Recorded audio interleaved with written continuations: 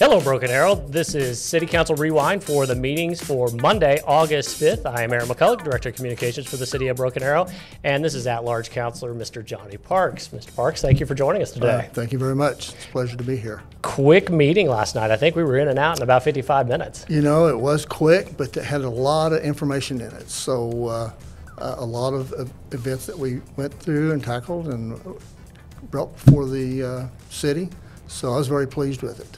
Well, let's talk about one of those big ticket items. I think it was kind of the big talker of the night, or perhaps not big talker, but just big ticket item for the night. And that was this approval of up to $21,450,000 from the Oklahoma Water Resources Board loan program. What is that? That loan program is a program that we've used for years. This particular project are actually items that we have on our budget that we've approved for this coming year. And there's a lot of fine items.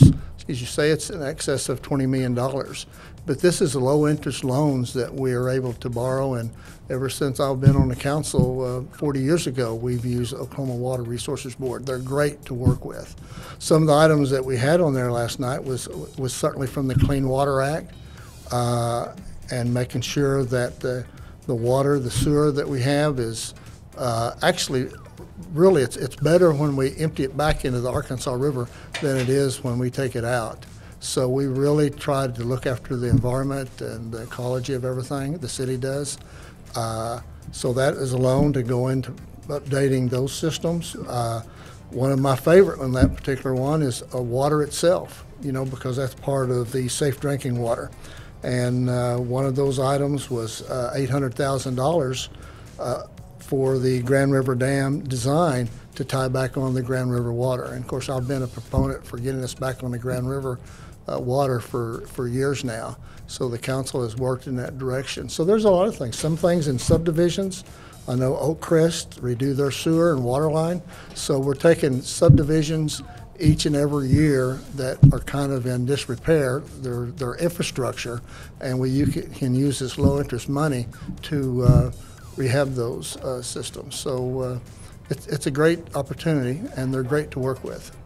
You know, a lot of good projects on here, 21 projects. There are 11 within clean water, which is the sanitary sewer, utility infrastructure, safe drinking water being the drinking water, utility infrastructure. It's one of those projects. There are 11 within the safe drinking water. It's one of those I want to talk about, and I know that you're really excited about this. Earlier this year, maybe even late last year, councilors in your capacity as the Broken Arrow Municipal Authority trustees approved a study to get that secondary water supply from the Grand River that you just talked about.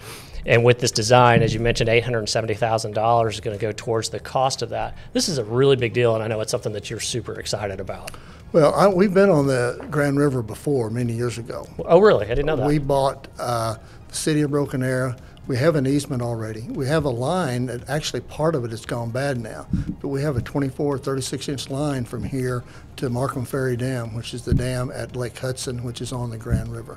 So we bought treated water for years from the facility up there, and it was a good water system.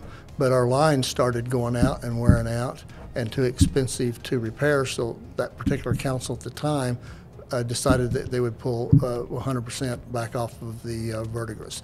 And speaking of verdigris, we will still use part of it as a backup. So we're not going to give up on the verdigris water. We will mix it in with our Grand River water. But we do have a right-of-way, and when we bought that right-of-way back in the 1980s, we bought it wide enough to where we can put two lines in it. So it actually, we can run a line beside the line that we've already have in place up there. So I'm very excited about it. It doesn't take as much to make it better. It doesn't take as many chemicals or anything to make it quality type water, because it's pretty good water to start with. And it's more water. It's exactly right. It's more water. Exactly We're right. continuing to grow. Forecasting trends show us continuing to grow. It's that secondary supply, so it's just going to be more water for us. And what people need to remember that to retire this money that we're borrowing from the Oklahoma Water Resources Board, we do it with our utility bills. So they'll be paying for getting better water when when they pay their utility bills. And again, this is not new.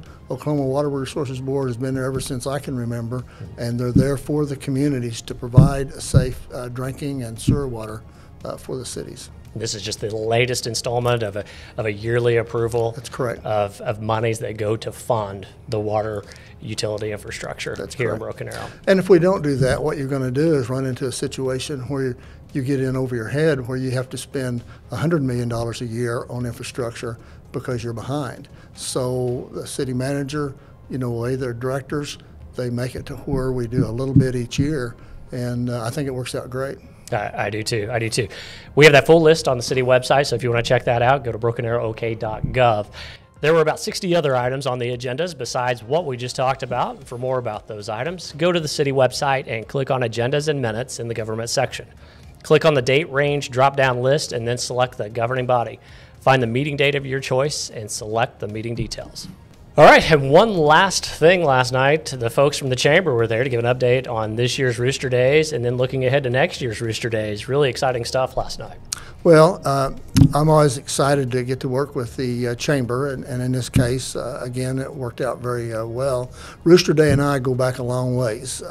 It's a little bit older than I am, but I come along not too far after it started, so we've always enjoyed it. My family, my kids, my grandkids have enjoyed going, so it's just time to get it brings the town back into the city, because it's like an old-time fair, or whatever you want to call it, carnival, and it's really enjoyable. But they made the report last evening. We give them $20,000. We, the city, give them $20,000 a year as seed money, and then they reported they had 25,300 people there right after the parade was at the carnival event. Also, they did give us the dates for next year. It's going to be May the 15th through May the 18th, which would be the weekend after Mother's Day, and they said that they would have that probably in place for the next few years, the weekend after Mother's Day. So they're looking forward for us having it and supporting, and we're looking forward for it coming. Yeah, it's always a great time right after Mother's Day. Celebrate moms and then get out and celebrate the history of Broken Arrow. Yeah, right. All right, that's it for this edition of City Council Rewind. We will be back Tuesday, August 20th for the next meeting. For Councilor Johnny Parks, I'm Aaron McCulloch. Thank you, Broken Arrow. We look forward to seeing you around town, the city where opportunity lives. Thank you for watching. This is a production of the City of Broken Arrow, the city where opportunity lives.